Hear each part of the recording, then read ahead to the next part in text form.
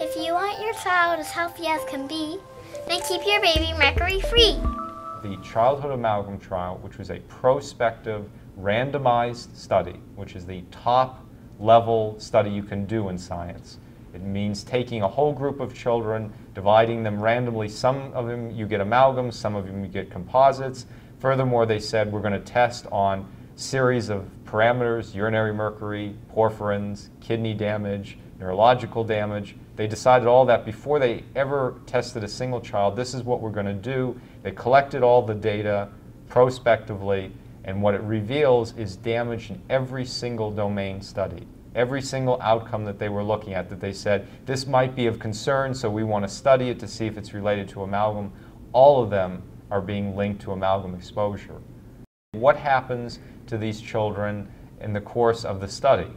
And what we found, looking at first urinary mercury, then urinary porphyrins, then eventually kidney dysfunction markers, is that mercury exposure from dental amalgams in a dose-dependent fashion, meaning the amount of mercury being released from the amalgams, significantly negatively impact each of those measurements.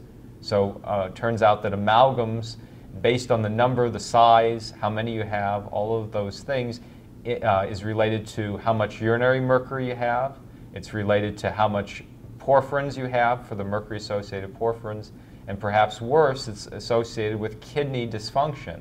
It actually seems to be causing ongoing kidney damage at the level of the proximal tubules. When one studies kidney dysfunction, chronic damage to the proximal tubules is associated with chronic kidney disease, which is the #1 kind of kidney disease in the United States. In considering the childhood amalgam trial findings that I've been discussing, they're telling a very compelling story. A story of damage to the kidney, of mercury building up in the body, of causing kidney damage, brain damage. This is a story that makes sense, very direct, very simple to understand.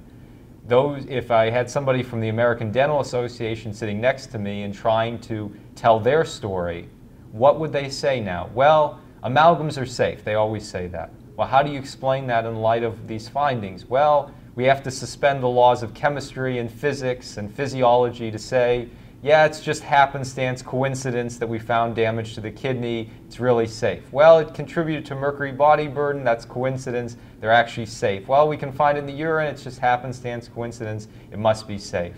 There is no story. The story that we're telling is one that's based on over 100 years of science about mercury.